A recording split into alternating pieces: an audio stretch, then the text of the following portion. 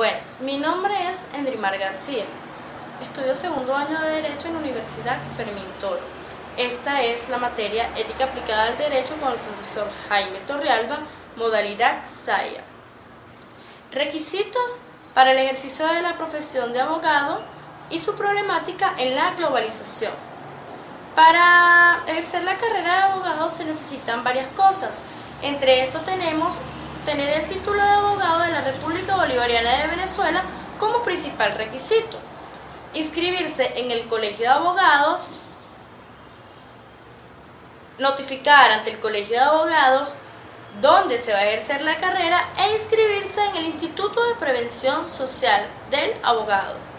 Esto se encuentra expreso en la Ley del Abogado en el título 2 a partir del artículo 7 hasta el capítulo 14, lo cual el artículo 7 nos dice que luego de obtener el título de abogado de la República Bolivariana de Venezuela debe de inscribirse en el colegio de abogado correspondiente a la entidad donde cursó sus estudios. El artículo 8 nos habla de una serie de requisitos que debemos de cumplir para poder registrarnos en el colegio de abogado. Nos dice que el primero de esto es tener el título de abogado debidamente protocolizado y el certificado de revalida en el caso de haberse obtenido el título en el extranjero. Como segundo, la directiva del colegio de abogado tomará uno de los 5 días siguientes a la inscripción para hacer al solicitante que haga un juramento donde exprese su respeto y obediencia ante la Constitución y las demás leyes. Otro es el derecho al registro correspondiente y la constancia de inscripción, presentársela ante la directiva del Colegio de Abogados de Venezuela, el Ministro de Justicia y la Corte Suprema de Justicia. El artículo 9 nos habla en el caso de que no se haya aceptado la solicitud o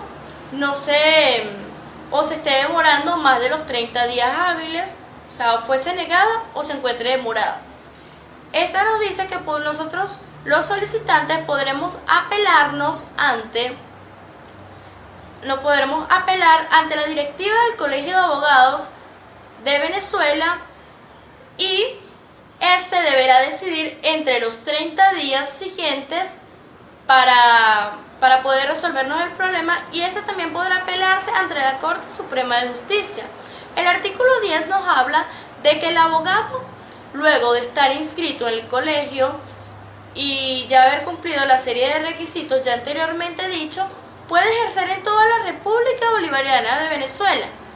Solamente en caso de cambiar la entidad, o sea, del bufet o de la empresa donde se encuentre trabajando como asesor jurídico, este deberá inscribirse en el colegio de abogados de esa entidad que territorialmente corresponda. Para esto deberá de tener necesitará dos cosas, lo cuales son el certificado de inscripción del anterior colegio y la prueba de la solvencia, escrita en el artículo 70 de la presente ley. El artículo 11 nos dice que esta ley es claramente para todo abogado, es decir, para el que se encuentre legislando con entes públicos, privados, individuales, para los notariados, para los magistrados, para los jueces, juezas, en fin, para todos. Y el artículo 12 nos habla de quienes no pueden ejercer la carrera de abogados. Nos dice que los militares que se encuentren en ejercicio de la carrera, o sea, que ejerzan la parte militar, no pueden ejercer la abogacía juntas, debe de elegir entre una o la otra. Los funcionarios públicos, nos habla de los ministros de culto, de los diputados o senadores. Hay una sección en esta inhabilitación, pues nos habla de los ad honorem, que quiere decir las personas que cumplen actividades sociales sin ningún fin de lucro, y de los que practiquen una actividad judicial accidental. El artículo 13 nos habla de que no se le permitirá al abogado extranjero que ejerza en la población, los que pertenezcan a países que no nos permitan a los abogados venezolanos ejercer allá. Y el artículo 14 nos habla de que todos los años, a comienzo de enero, al comienzo del año, se sacará una gaceta oficial con el nombre de todos los abogados registrados en el colegio por orden alfabético mediante su apellido. El ejercicio ilegal de la profesión de abogado. Esto lo tenemos expreso en el artículo 30 de la ley de abogados, la ley que estamos en este momento expresando. Pues nos dice que es un ejercicio ilegal la persona que sin tener el título de abogado ejerza, tenga membretes, firmas, sellos, o simplemente que asesore o haga el trabajo de abogado que a él no le corresponde. Esto es ilegal. Bueno, también la persona que habiendo obtenido el título de abogado no haya cumplido con los requisitos para poder ejercer, es decir, no se haya inscrito en el colegio de abogados, no se haya inscrito en el Instituto de Prevención Social y no haya hecho el pago de solvencia como lo está expreso en el artículo 70 de la ley de abogados.